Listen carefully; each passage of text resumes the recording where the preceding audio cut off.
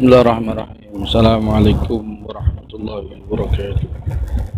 Yang hari ini kita akan membahas ciri rumah horor, alias kalimat horor ini cenderung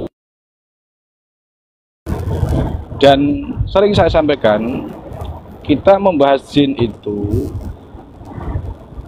tidak boleh berdasarkan hanya pengalaman. Kalau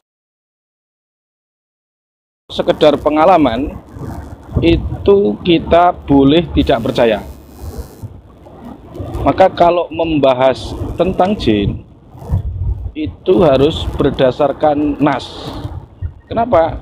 Kalau pengalaman mah setiap kalian tanya dukun satu ke dukun yang lain, orang yang indigo satu, indigo yang lain, itu beda-beda.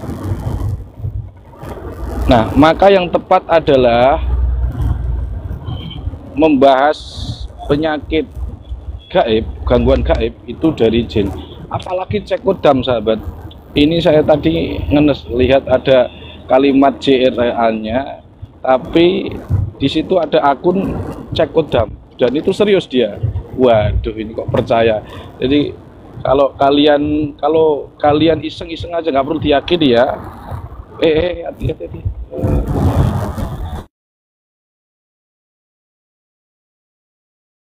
Warrofan fasoddaqahu. Kemudian kalian percaya mendatangi dukun. Percaya, kalau iseng-iseng tidak masalah. Cek kodam iseng tidak masalah. Kalau sampai percaya, faqad kafara bima anzalallahu ala Muhammad wa fi riwayatin lam tuqbal sholatahu arba'in.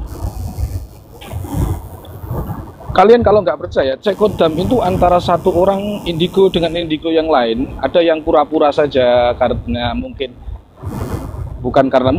karena piringnya itu sudah didesain sedemikian rupa, kemudian kasih tabur, disek-esek, keluar muncul warna beda, tinggal nyeting saja nanti. Jadi nggak berbau mistik, enggak. Itu hanya trik saja, gampang. Oke, kita lanjut pembahasan supaya tidak melebar. Baik, jadi kalau membahas jin kita harus menghadirkan hadisnya ya. Kira-kira setuju enggak nih kira-kira? Kalau enggak begitu, kita berdasarkan pengalaman ya jadi liar. Karena setiap orang itu punya pengalaman sendiri-sendiri. Nah, supaya enggak liar dan tidak kelidor, dan ini kalau enggak keluar hadis kan maknanya kita ini percaya dengan apa yang disampaikan Nabi, begitu loh, tidak bermistik, karena tidak berbau mistik ya, karena kita percaya Nabi. Oke, setuju ya. Baik sahabat, di buku ini kalian kalau sudah tahu ya, ini perlu saya sampaikan, hati-hati, perlu saya sampaikan bahwasanya jin itu di 3 sektor. Sektor pertama adalah di dalam diri kita. Nah, di dalam diri kita ini tempat-tempat yang disenangi jin sudah kita bahas di sini ya. Ya, di sini di dalam tubuh itu hadisnya juga ada, kita bahas ada 7 tempat, termasuk aliran darah, hidung dan seterusnya. Kemudian di luar rumah. Nah, di luar rumah itu ada 11 tempat dan ini ada hadisnya. Jadi kalau dikatakan hadis di wafak, bertempat di wafak, ya nggak bener. Tapi kalau seandainya wafak ngundang khodam, ya memang bisa. Kita tidak bisa menafikan itu. Nah, yang di luar tubuh manusia itu ada 2 sektor. Sektor pertama di dalam rumah, kemungkinan di dalam rumah. Kemudian di luar rumah. Di luar rumah itu seperti gurun, gua, di laut, di grojokan, itu apa, curug kalau orang Jawa Barat mungkin ya. Ah, itu bisa. Kemudian ada yang di dalam rumah. Kenapa ada yang di dalam rumah? Karena ada hadisnya, begitu loh.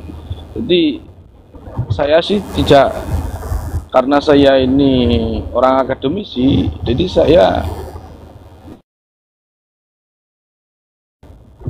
tidak cenderung mistik dulu, tapi bagaimana studi Islam ini mengajarkan, hadisnya ada. Kalau ada, bolehlah kita intervensi atau kita jelaskan. Sahabat semua yang dimuliakan Allah, kalau kalian rumah-rumahnya dengan ciri-ciri ini, maka nanti akan kita beri solusi ya, solusi juga. Jadi ciri-cirinya berdasarkan hadis, kemudian kita kasih pengalaman, dan pengalaman ini kalian boleh percaya, boleh tidak, karena bukan dari rukun iman, jadi tidak masalah. Tapi kalau yang di hadisnya ini, kalau sudah derajatnya soheh, kalian harus percaya karena termasuk rukun iman, iman kepada Nabi, kan begitu. Yang pertama, nah, ini kalian bisa baca. Kalau bagi praktisi yang masih kaul kodim tahun yang lalu, maka di-upgrade bukunya, silahkan diketik di situ aja, buku panduan JRA. Tapi kemarin ada yang pesen ternyata bukan praktisi, jadi kita mau ijazah, mohon maaf nggak bisa, harus ikut pelatihan begitu ya. Sahabat semua yang dimuliakan Allah Subhanahu wa taala, menurut beberapa hadis. Ya, ini sebelum kita nerangkan hadis, alangkah baiknya kita akan, kata Syekh Abdul Qadir Jailani, tariqatuna yatamassaku 'alal Qur'ani was sunnah. Jadi Quran dulu baru sunnah. Kata kunci ketika membahas jin itu harus kembali kepada pencipta jin itu sendiri, yaitu Allah Subhanahu wa ta'ala. Kata kunci untuk membahas jin itu adalah firman Allah Subhanahu wa ta'ala dalam surat Jin.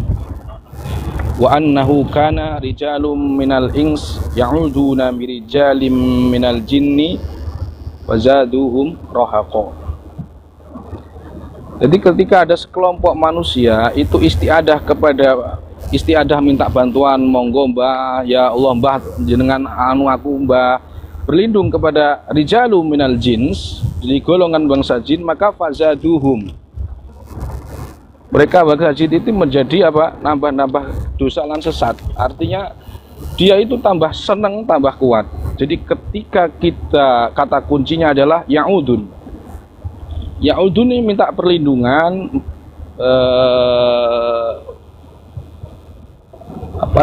kepada mereka, perlindungan yo ambah mbok yo direkso, ngono ya. Direkso putumu ki direkso. Misalkan seperti itu. Misalkan kata kuncinya jin itu, kalau kita minta bantuan, dia minta jaga kita, dia ini fazadahum rohaqo, dia ini semakin kuat power, nah, energinya semakin kuat begitu.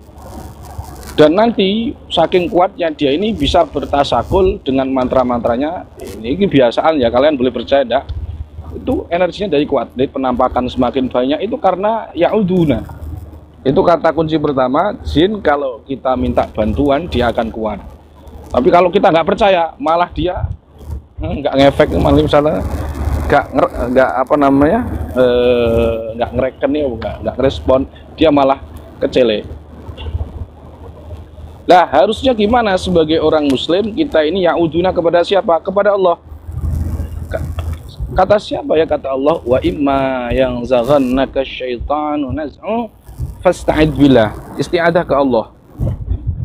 Jadi kalau kita, baik jin itu khodam yang diambil dari Alas Purwo dengan ritual khusus, atau dari Gunung Kidul yang katanya sakti sekalipun, itu kalau kita ya'udun takut mereka akan gampang masuk. Tapi kalau kita nggak ngereken apa, misalkan gitu, ya tidak bisa lah, sulit lah.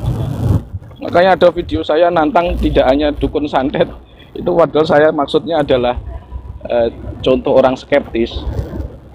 Jangankan nantang dukun santet se-Nusantara, sedunia, kan sampai sekarang masih hidup.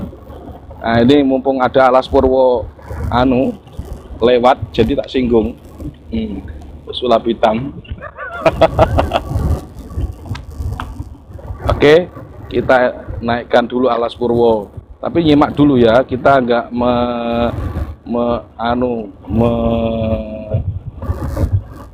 pasien. Pokoknya Alas Purwo diam dulu. Di situ Mbah Topir. Sebentar. Oke, ada Alas Purwo di sini.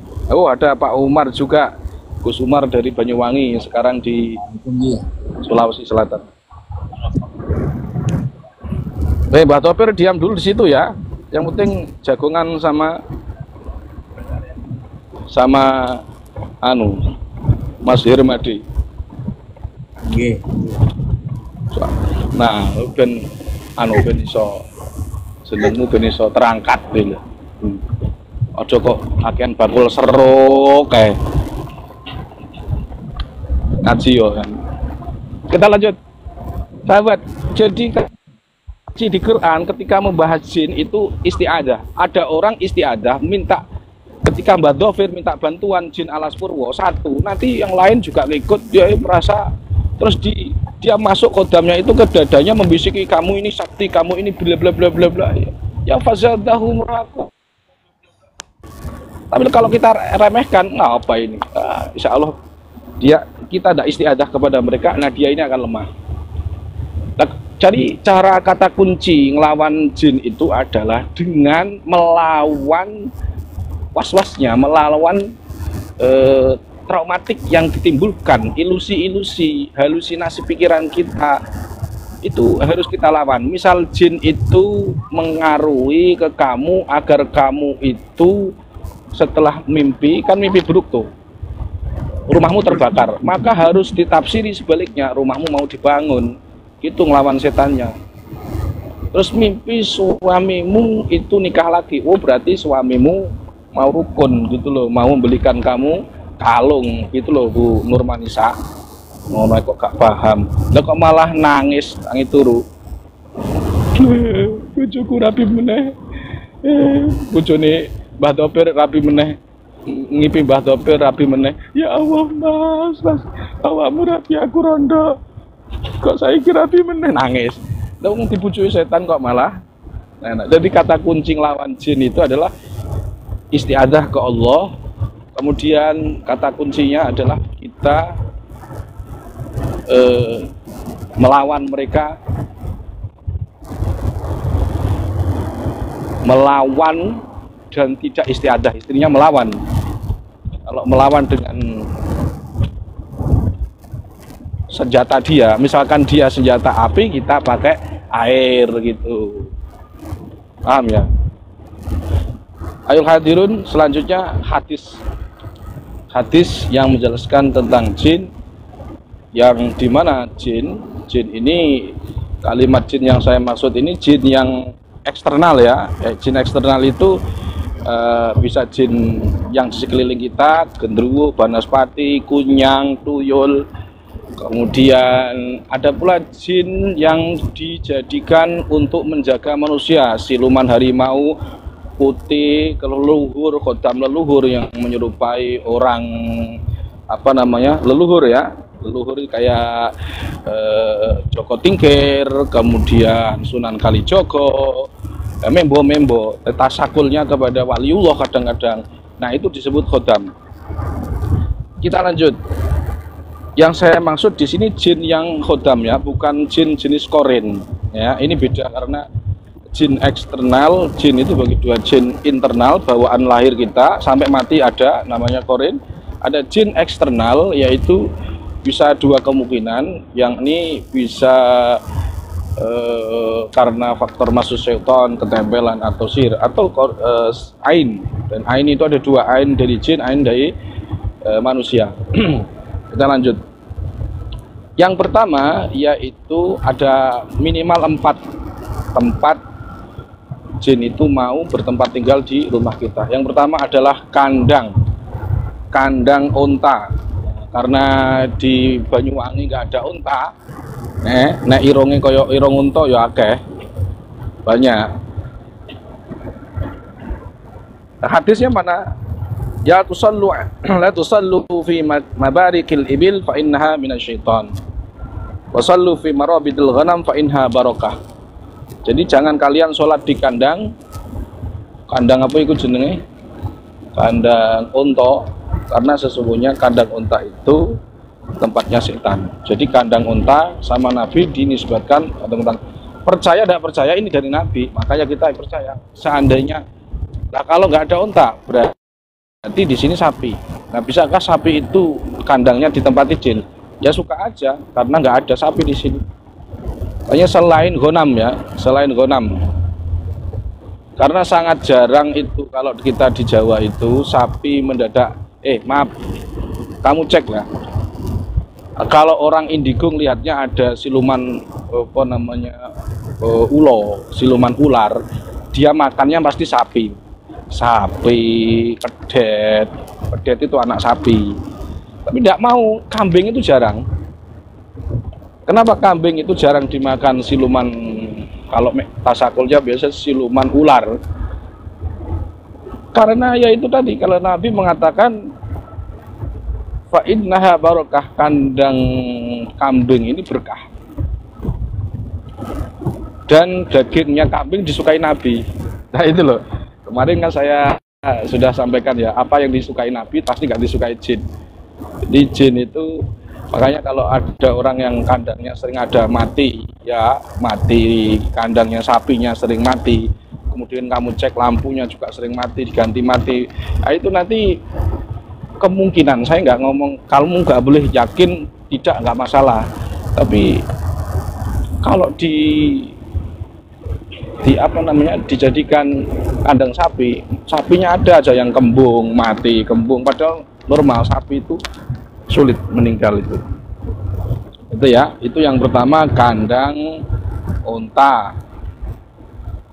Yang kedua, tempat jin itu bertempat tinggal yang di dalam rumah ya, saya nggak menyebutkan yang di luar rumah, karena tadi sudah saya sampaikan jin itu dari tiga sektor, di dalam diri kita, di rumah kita, dan di luar rumah kita. Nah, yang saya bahas hari ini, pada kesempatan kali ini, yang di rumah kita.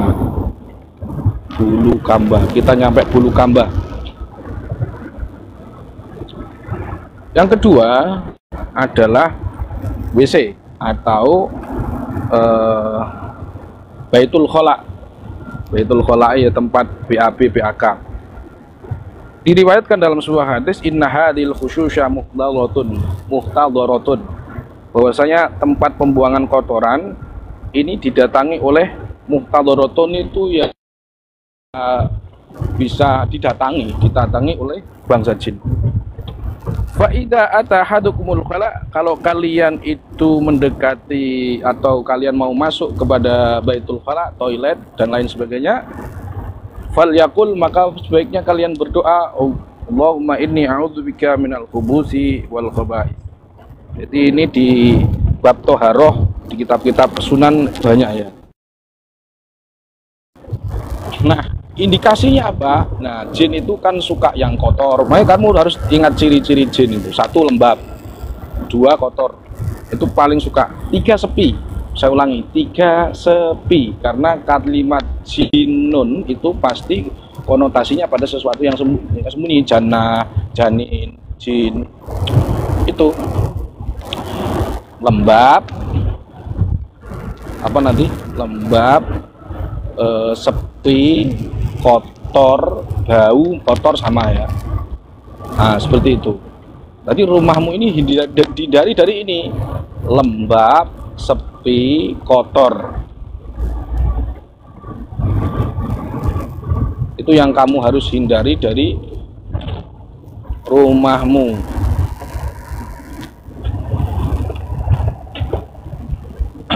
Itu yang, nah cirinya kan. Nah ini biasanya karena nggak ada hadisnya, dan zaman Nabi itu nggak ada apa namanya lampu, makanya kalau dia sukanya sunyi, tergelap ya, sunyi gelap itu beda ya. Sunyi kalau gelap beda gak? Beda ya. Kalau sunyi itu sepi, kalau gelap itu ya gelap peteng. Nah sesuai habitat.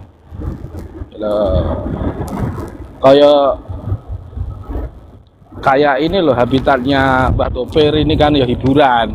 Jadi kalau Mbah Doper nyantet ini kok kayaknya kurang tepat. Atau dia kayak orang kiai asli ya gak tepat. Ya tetap pesulap aja. Karena habitatnya memang pesulap. Nek alim-alim nemen ya ora pantes ya rotok ngelejing-lejing titik ora apa-apa. Kita lanjut. Karena habitat ya. Yang ketiga, selain kamar mandi itu adalah atap, sahabat. Ya, atap. Kenapa atap? Karena jin itu sebagian, kata Nabi, lahum ajnihatun yatiruna biha fil hawa. Ada jenis jin itu nggak suka di tanah, sahabat. Sukanya di ini loh, di atas gitu loh. Kayak kuntilanak itu kan nggak mau di bawah. Tapi kuntilanak itu kan hanya ada di Jawa dan di kita Indonesia. Kalau di sana kan di luar nggak ada, paling vampir, genderuwo. Tapi jenisnya itu nggak mau di bawah, jarang suka dia. Karena jenis-jenis jin yang suka di apa namanya, atas. Sama kayak manusia, ada yang suka ngajar, ada yang suka nyetir, ada yang suka dia ini kasar ya, macul dan sebagainya. Lah engko nek sopir kok macul, disuruh macul, ada alasannya, gayane ngudut, kepleset, dan kebelet nguyuh. Akhirnya gak sido macul. Ya karena apa ya, memang kesenengan begitu loh. Nah, pertanyaannya atap, kita fokus ke atap. Kenapa atap itu disukai jin? Saya nggak ngerti. Saya ulangi, saya tidak ngerti. Saya Alamaludin nggak ngerti. Tetapi ada riwayat dari Ibnu Abi Dunya. Ini Ibnu Abi Dunya itu punya kitab namanya Makayyidu Syaitan, sahabat. Dan saya sudah baca itu. Alhamdulillah ya, khatam meskipun satu kali, kecil tipis. Nah, kata Ibnu Abi Dunya, mamin, maksudnya bukan kata Ibnu Abi Dunya ya, riwayatnya tetap dari Nabi, mamin ahli baitin minal muslimin illa wa fi saqfi baitihim minal jin minal muslimin. Jadi sebagian dari rumahnya orang-orang mukmin itu atap-atapnya itu terdapat jin muslim. Idza wudi'a ghada'uhum nazalu fata'addau ma'hum wa idza wada'u 'asha'uhum nazalu fata'ashu ma'hum yadfa'ullahu bihim anhum. Nah, ketika apabila seorang muslim itu menghidangkan makanan pagi, wudi'a ghada'uhum, maka jin itu adalah makan bersama mereka. Ketika kita makan sore, ketika makan sore, maka mereka itu turun, jin yang di atap itu turun, kemudian makan bersama kita. Tetapi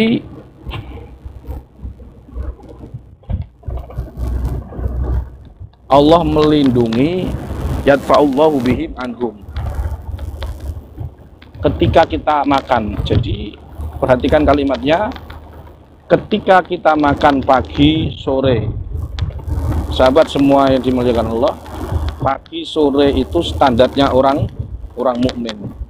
Maka ini sebagaimana yang disampaikan dalam kitab Risalatul Qusyairiyah, orang mukmin itu makannya yang bagus 2 kali atau 3 kali. Jawab beliau, orang makrifat 1 kali, orang mukmin 2 kali, sedangkan kalau makan 3 kali, persiapkan itu kamu makan seperti kandang, seperti binatang ternak. Siapa? Ali Al-Khawas kalau tidak salah. Jadi di sini hadis juga disebutkan begitu, maka disebut ghida wa ghasya 2 kali.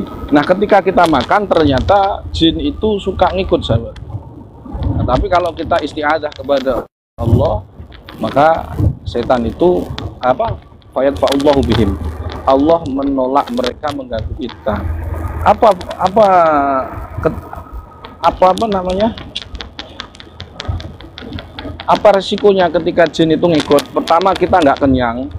Yang kedua, makannya jadi penyakit kemungkinan. Nah, ini kalau saya nggak ngerti kalau ini kemungkinan. Jadi intinya mereka mesti bercampur daripada kita, dan mesti namanya setan itu kan membisikkan. Jadi kita nggak ngerti membisikannya, mesti ya bisa jadi nggak berkah, kemudian bisa jadi penyakit, gak kenyang, terus aktivitasnya jadi kurang bener begitu. Oke. Dan yang ketiga berarti atap ya. Sebentar ini atap satu tadi ya, atap, kamar mandi.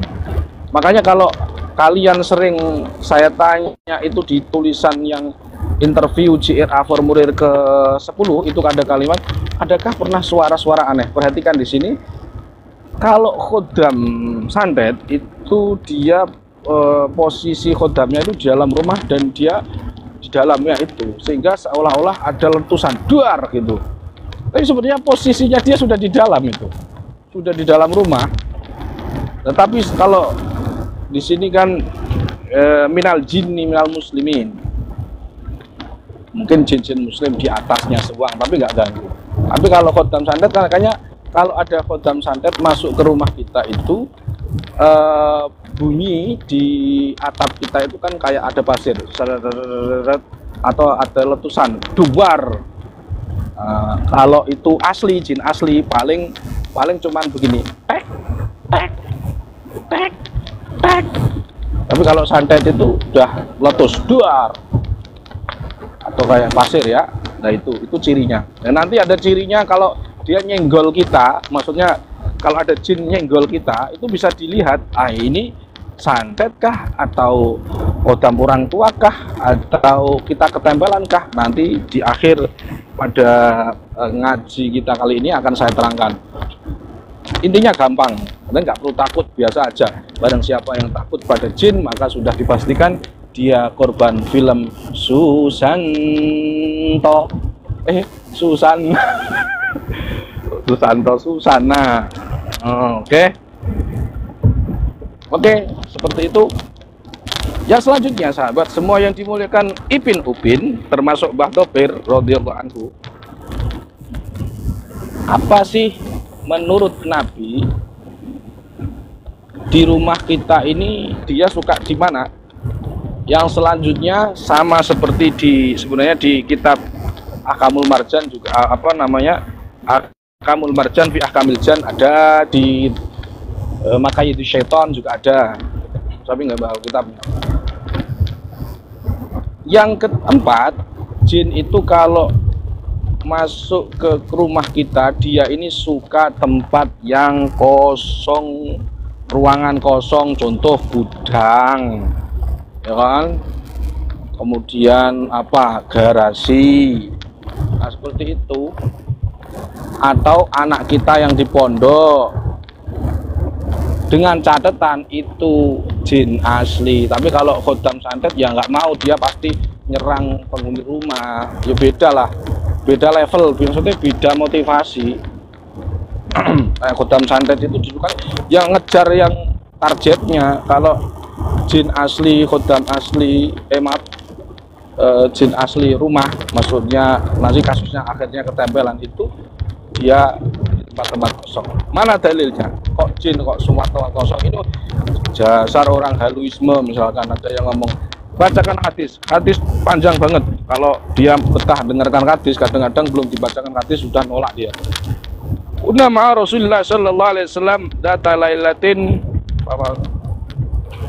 faqadnahu faltamasnahu bil adiyati aw syi'abi faqulna dribu faqulnas tutira awiqtila qala fabitna bi syarri lailatin bata biha qaumun falamma asbahna idza huwa ja'in min qibali Hira. Ini hadis ini sering saya baca ya ketika saya menerangkan kenapa di JRA ada teknik isyarah. Nah hadis ini yang saya jadikan referensi. Hadisnya panjang banget. Qala faqulna ya Rasulullah faqudna fatalabnaka falam najidka abidna bi syarri lailatin bata biha qaum wa qala atani da'il jin fadabtu ma'ahu faqara'tu alaihimul Qur'an. Nah, perhatikan. Apakah jin dibacakan Quran kejet-kejet? Ya tidak toh bos, kalau di alamnya. Ini kadang orang tanya ini, mana dalilnya jin itu dibacakan Quran kebakar? Ya gak kebakar, siapa bilang kebakar? Kalau di alamnya seperti Nabi. Coba di sini disampaikan fakultu alaihim. Faqara'tu alaihimul Qur'an. Nabi itu membacakan Quran pada bangsa jin. Oh, bocah gak paham kok. Gak paham, gak takok. Kok malah dipaham. Jadi kalau jinnya di alamnya jadi dibacain Quran kayak Nabi. Betul itu, betul.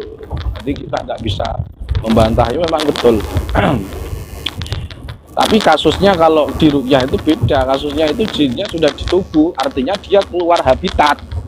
Kalau dia masih di alamnya, alam gaibnya sana, ya dibacakan Quran bisa dia. Apalagi jinnya muslim. Nah pertanyaannya, kok ada jin muslim dibacakan Quran kok ngamuk-ngamuk? Itu bukan jin, itu pasti psikis.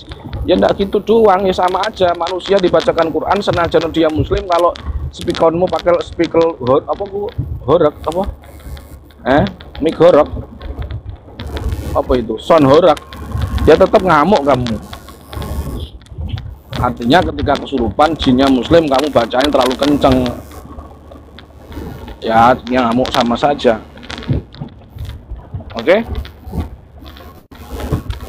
Qala fantalaqa bina fa'arana fa'atharuhum wa atharani rani fasaluhu zat faqala lakum kullu atmin dzukira rasmullahi alaihi yaqau fi aydikum aw farra ma yakunu lahman wa kullu bi'aratin alafun lidawabikum. Faqala Rasulullah wala tastanju bihima fa innahuma tu'amu ikhwanikum. Nah, perhatikan, ada beberapa hadis ini, singkat cerita begini. Subuh-subuh Nabi itu ke Gua Hira. Nabi sahabat kehilangan. Ternyata Nabi itu, ya Rasulullah, kemana engkau kok nggak ada? Itu kan? Maka Nabi atani da'iyal jin. Aku didatangi da'iyal jin. Itu artinya da'iyal itu ya tokohnya, kiainya jin. Berarti jinnya muslim. Muslim. Ini kata kuncinya pertama. Kemudian aku bacakan Quran, namanya jin muslim dibaca ke rumah ya wajar, dan itu posisi jinnya masih di alamnya, bukan ngerasuki ke orang. Ini beda konteks ya. Jadi kalau ada orang tanya kenapa jin muslim kok dia kesurupan, mestinya kan dia menyebutkan hadis ini, ya beda konteks lah. Coba disimak hadisnya signifikan, itu di Gua Hira. Di sini kan mingki bali Hira, di arah Gua Hira lah, bukan Hira, dua Hiranya di mingki bali Hira. Jadi arah Gua Hira mungkin ya menuju Gua Hira itu. Mungkin ada gua lagi. Jadi bukan di Gua Hira-nya. Kemudian Nabi menyampaikan di sini. Nah, pertanyaannya di sini kemudian bukan pertanyaan, kemudian Nabi berangkat dengan sahabat dan kita melihat asarihim wa asanin rohim, dia bekas-bekas api unggun mereka. Kemudian mereka bertanya, kemudian minta zat, minta bekal, ya Rasulullah, aku ini halal, minta makanan halal. Ini loh, sekelas Cina minta makanan halal. Masa Mbah Dhofir gak berpikir ini dia muslim, KTP-nya Islam, apalagi pakai rompi JRA itu, masa nggak memperdulikan halal haram? Wong jin aja masih memperdulikan halal haram. Ini akadnya masuk akad apa? Ini halal apa tidak? Apakah sudah transaksi jab kabul? Nah, diperhatikan halal haramnya. Wong jinnya diperhatikan kok. Paham? Kata Nabi, lakum kullu azmin dzukira rasmullah alaihi yaqau fi aidikum. Jadi seluruh makanan yang disebutkan nama Allah, bismillahirrahmanirrahim, maka tulangnya itu buat makan jin. Terus jin itu punya kendaraan lagi, aslinya jin punya kuda. Jadi misalkan ini jin kodam, kan kalian sering lihat ada kodam apa gitu ya, kodamnya orang tua leluhur si A gitu kan, dia pakai kuda. Lah kudanya itu juga jin, jinnya itu juga kodam leluhur tadi, orang tua tadi juga jin. Maka kudanya ini makan apa? Wa kullu ba'aratin 'alafun lidawabihim, yaitu makan makanan kudanya itu adalah kotoran dari kuda kita, kuda manusia. Kemudian maksudnya apa ya, kotoran itu tai gitu, binatang ternak lidawabim, ya untuk tunggangan bangsa jin bidawabi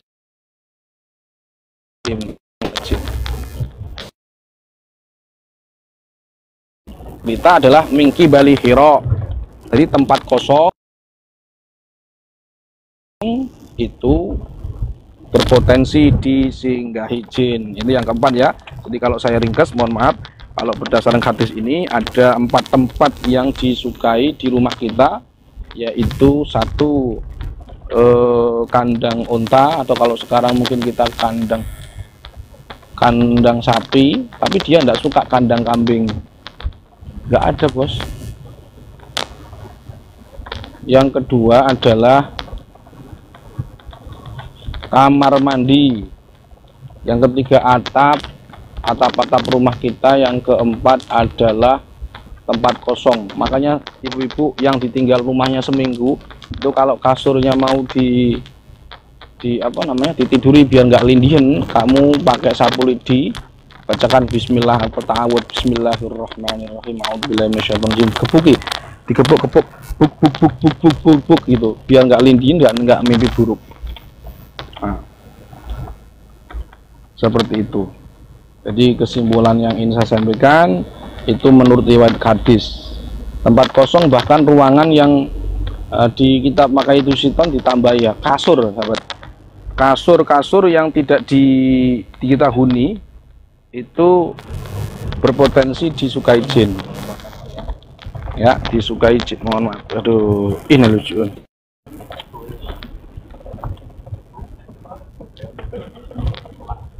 Mohon maaf ini. Oke.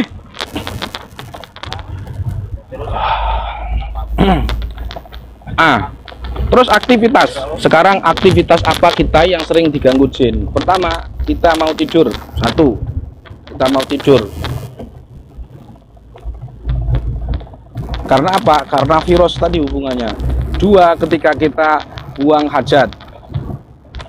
Ya, saya ngomong aspek ya. Saya ngomong aspek, tadi kan saya ngomong tempat. Sekarang saya ngomong aspek. Aktivitas apa yang kemungkinan itu setan berkontribusi atau mendekati kita atau diganggu kita. Yang pertama aspek ketika kita BAB, BAK. Yang kedua ketika makan. Yang keempat ketika mau tidur, baik itu mau tidur serius atau tidur malam Jumat. Kayak ini siapa namanya, Bang Sirot ini sudah 2 minggu dia tidak cair pemadam kebakarannya, perlu sembururan. Makanya saya lihat wajahnya ini kurang jimak. Kalau saya kan tetap walaupun kurang jimak tetap bahagia gitu. Ya ini berpotensi ya. Cuman lihat Kang Basuni, Kang Sirot ini kan, kamu lihat video-videonya yang viral itu, wajahnya itu nih.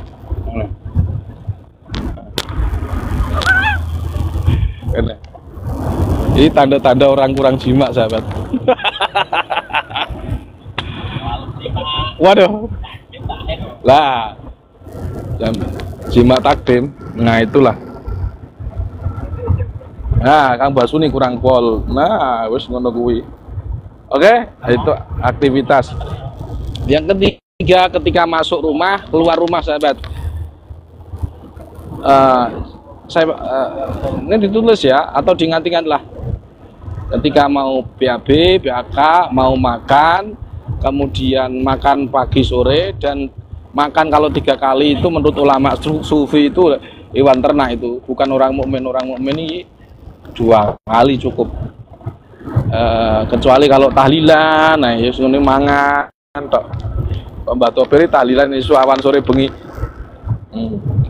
Yang ketiga, ketika kita mau tidur.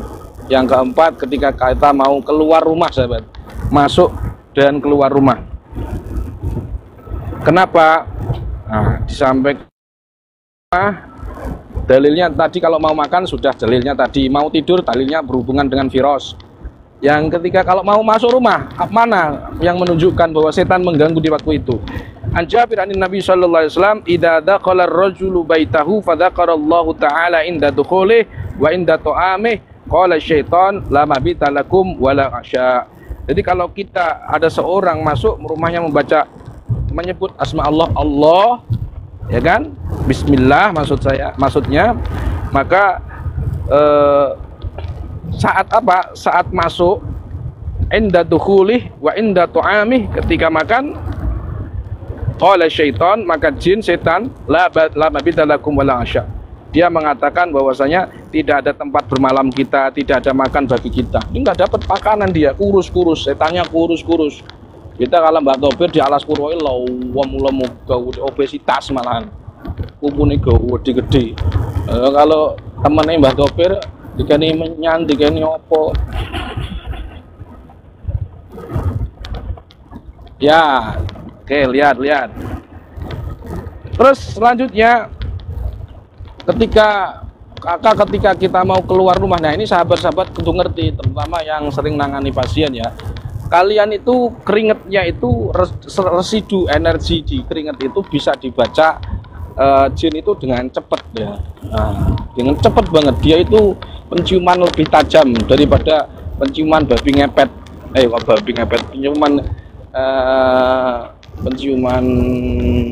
Penciuman Mbah Topir. Jadi penciuman anjing. Makanya ketika ditanya, saya kira-kira santet yang cepat itu melalui foto atau melalui baju. Ya cepat baju. Ini ciri khasnya wong osing. Santet Banyuwangi. Cepat efeknya juga cepat. Nah, itu pertanyaannya, kalau supaya kita terhindar residunya nggak kebaca oleh bangsa jin itu gimana? Ya doa Nabi. Doa Nabi keluar rumah ya dibaca ya, Bismillah, ya doanya di Allahumma janibna bos. Iki Kang Siroti wis mulai Allahumma janibna, bismillah mendekati pulang rumah. Bismillahi walajina, bismillahi kharajina wa 'alallahi rabbina tawakkalna. Kepada Allah kita ini tawakal. Bismillahi walajina, ya Allah dengan namamu kami, bismillah dengan menyebut asma Allah kami masuk, bismillahi walajina, bismillahi kharajina, kita keluar rumah dengan menyebut asma Allah. Ini implikasi dari hadis tersebut. Kalau mau makan ya sama. Jadi supaya setan nggak nemeni kita ketika keluar, terus kemudian kita nangani pasien, residu santetnya, kodam santet baik itu dari Osing, Banyuwangi, dari Bali, dari Dayak, dari apapun, nggak masuk.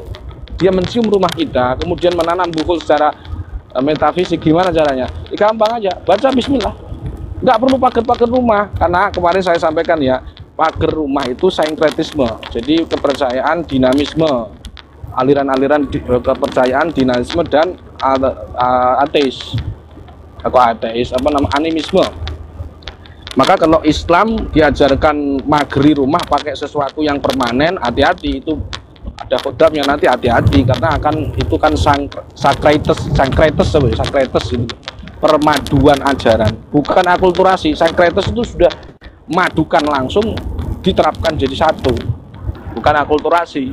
Kalau akulturasi kan kayak tahlilan, itu namanya akulturasi, tidak merubah esensi ajaran Islam. Tapi kalau sekretisme itu beda dengan akulturasi budaya atau akulturasi kepercayaan. Jadi pagar rumah itu sekali lagi dalam Islam tidak dikenal. Yang dikenal itu adalah doa-doa seperti Nabi ini. Jadi saya sarankan seperti itu aja, dan tidak ada pagar yang permanen sahabat kecuali iman. Kenapa? Innahu laisa lahu sultan 'alal ladzina amanu. Makanya ketika keluar rumah kita harus bismillah, kalau masuk rumah bismillah, kalau mau bismillah, kalau mau hohohnya, kalau tidak bisa ya bismillah, kalau kesuwen ya terus kadung mahalul qiyam sawi 6 jam ya Bang Siroti. Bismillah. Langsung ngebut ya langsung 100 km per jam. Nah, ngono loh. Keluar rumah ya, kita keluar rumah bismillahirrahmanirrahim, ala Allah la haula la quwata illa billah.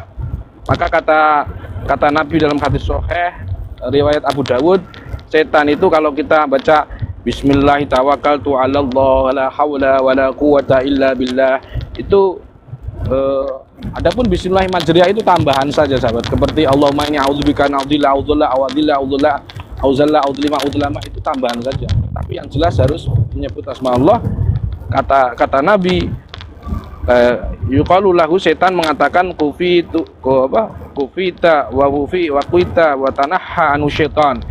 Maka kamu telah dicukupi, dilindungi, dipageri, kalau bahasa sekarang, wa tanahha anu syaitan, dilindungi setan. Lah kok malah orang TikTok itu malah ngecek kodam itu gimana? Wong setan itu wa tanahha dilindungi dari kodam, setan santet. Lah kok malah pengen mengambil kodam, malah ya lucu. Nanti akidahmu dirusak. Wong setan itu lemah kok dijadikan kodam. Kodam ya sarungan, kodam ya kok ramil, kok kodam kok jin.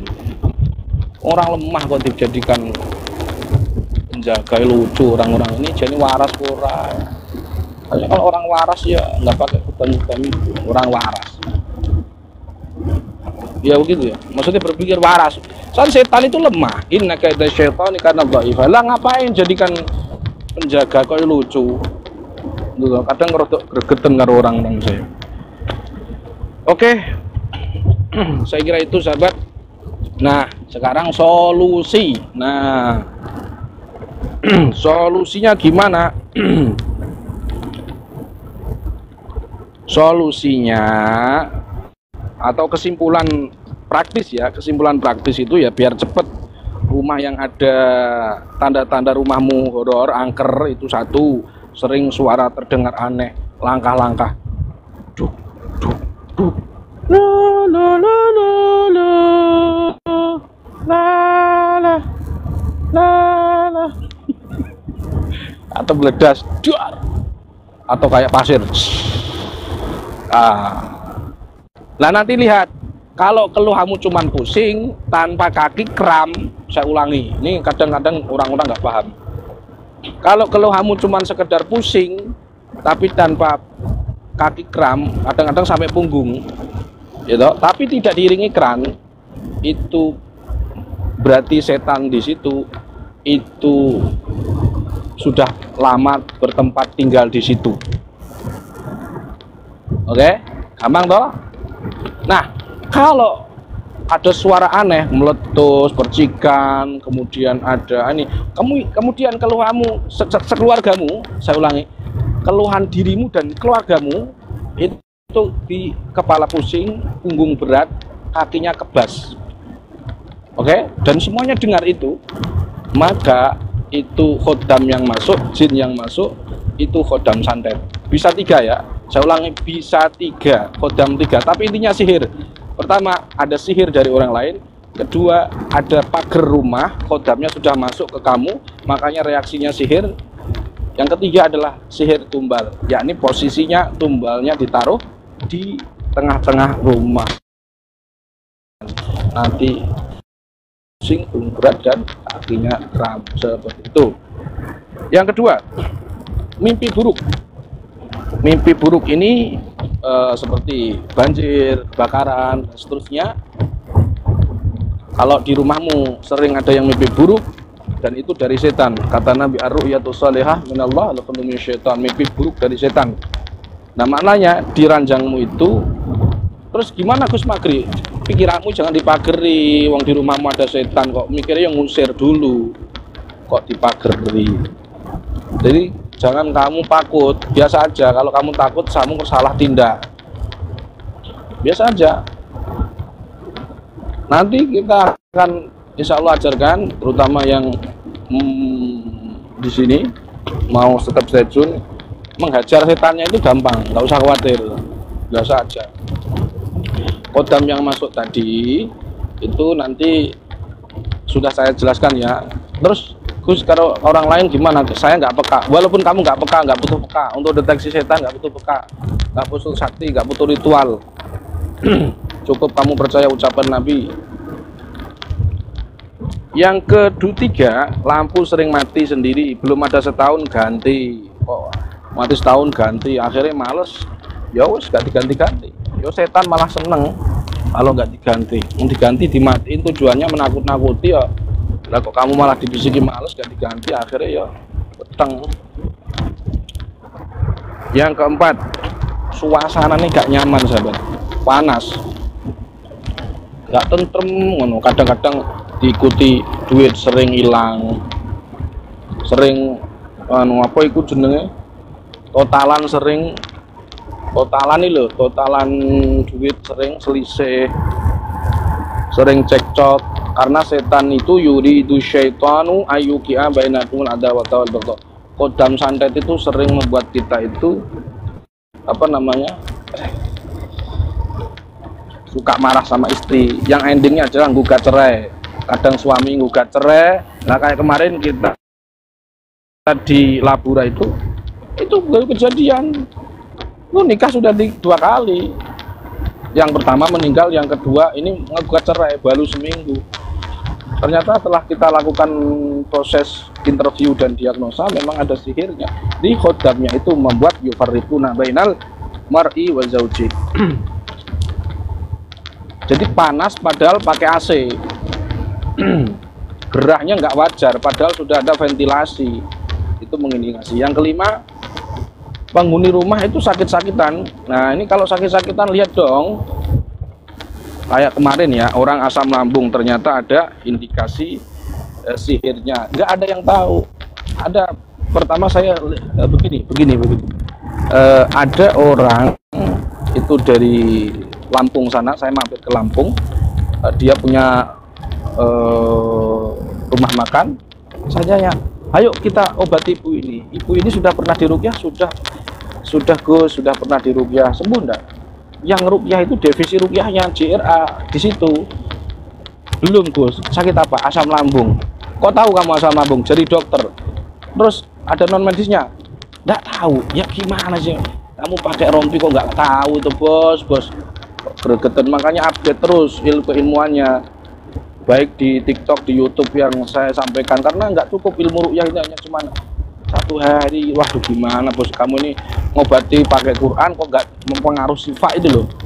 Kan jadi dakwah kita terhambat gara-gara kalau ngobati Quran nggak jadi sifat itu karena apa? Karena kurang ilmu.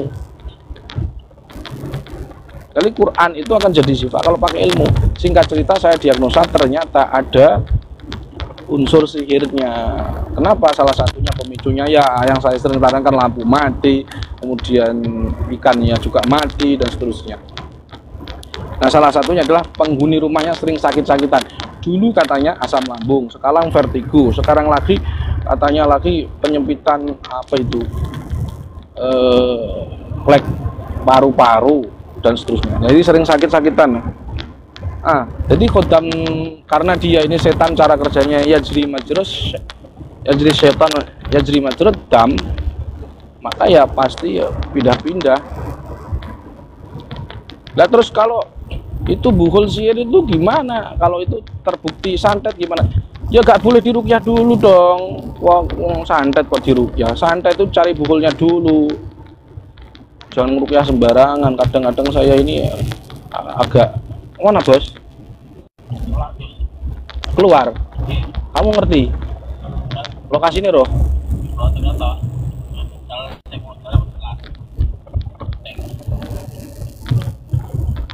Comal, kita ke Comal sahabat, Pemalang, merapat Pemalang. Kita cari solar. Solarnya sudah kuning.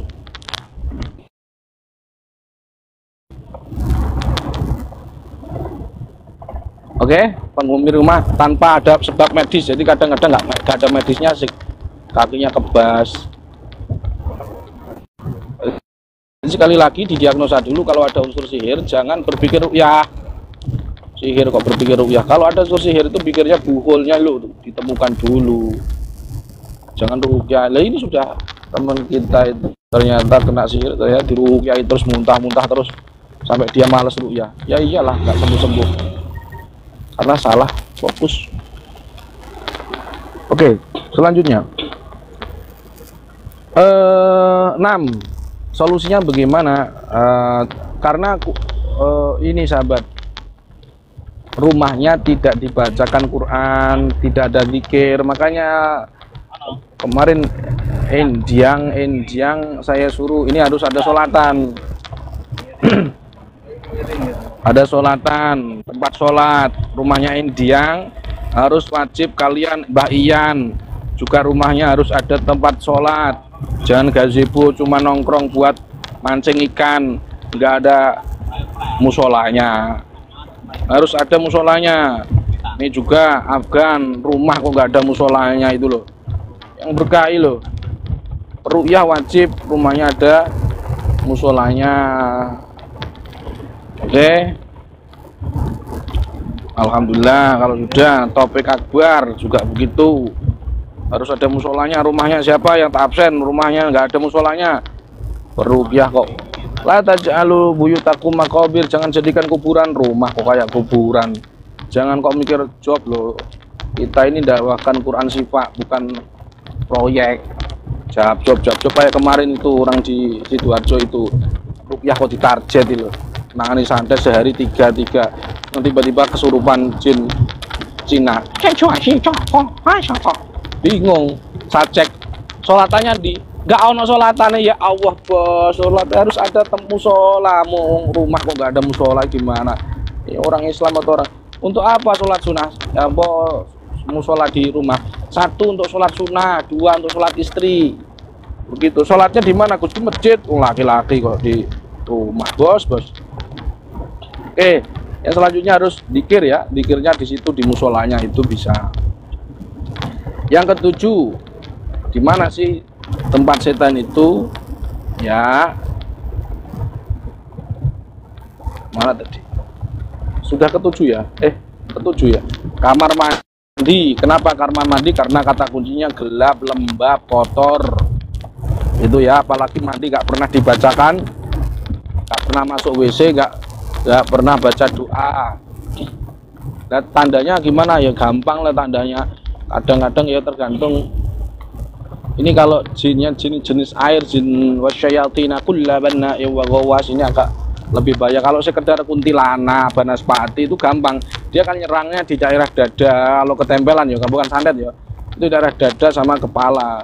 Tapi kalau jinnya jenis air ini polisi bos. Bukan.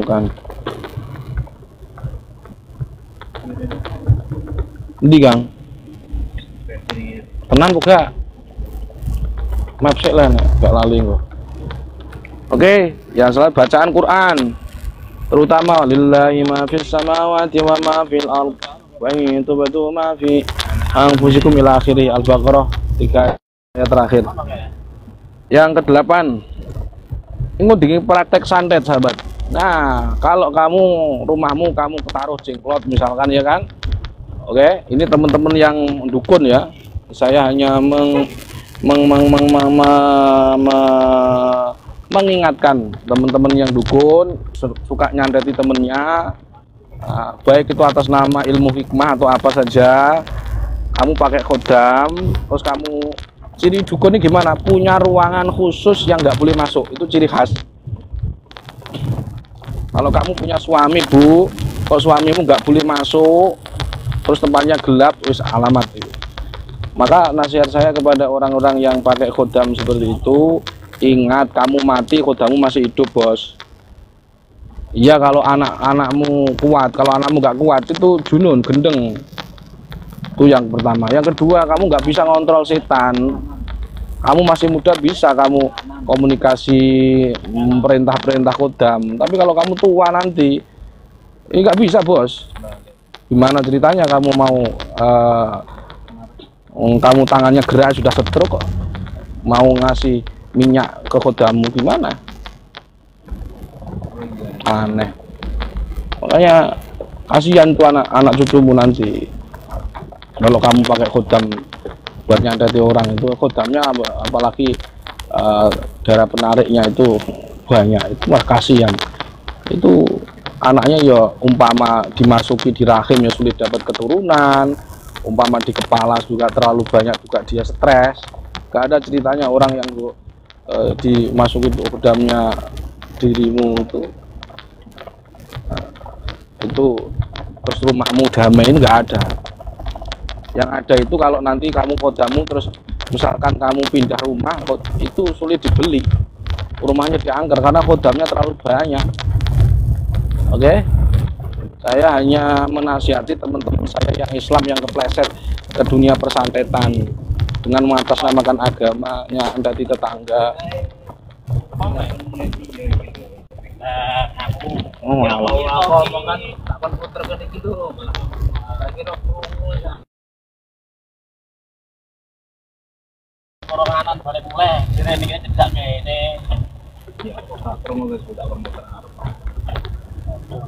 Oke, kita lanjut.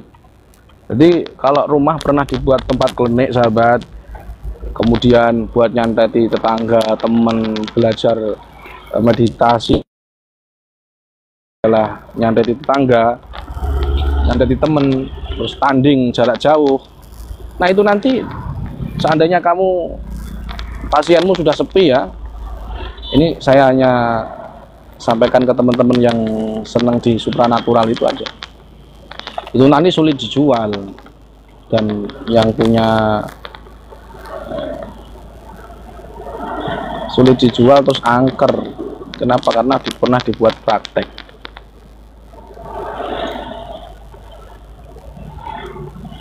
Yang ke-9, ini rumahnya nggak pernah diadzani. Makanya anak-anakmu kalau belajar adzan di rumah ibu-ibu ya, anaknya diajari azan, ya kan, meskipun anak-anak setan itu takut. Kenapa? Adzanu dia sholat adbar syaitan wala hudzuran. Ketika dikumandangkan azan, setan itu lari terbirit-birit. Itu 9 sahabat, 9 rumah yang ada setannya. Dan saya hadirkan hadisnya. Boleh? Itu saja. Sebelum saya tutup, saya mau cek rumahnya teman-teman ini sudah ada musolanya belum. Mbak Topir, sudah belum?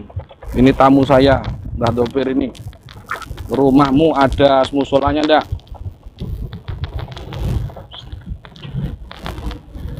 Mbak Topir?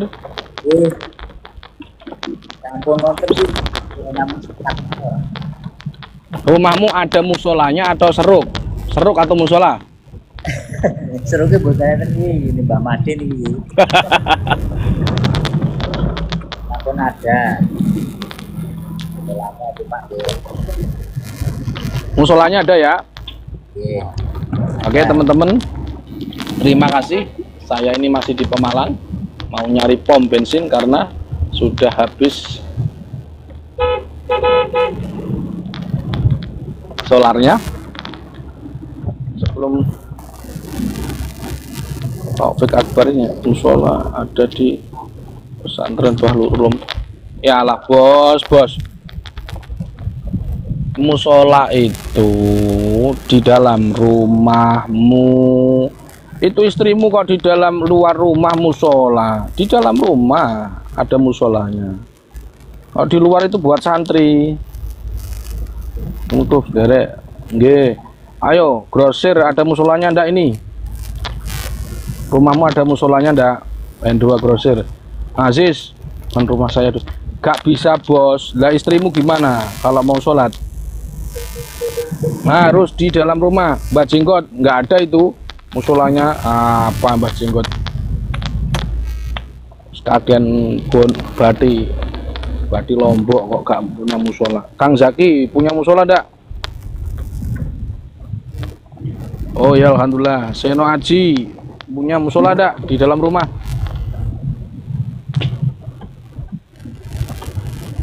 Mas Gun ada yai di Mas Gun, aku kurang tahu gue Mas Gun kok. Ya sahabat ya, jadi nanti kalian sudah saya terangkan tadi mulai dalil hadisnya, kemudian mulai dari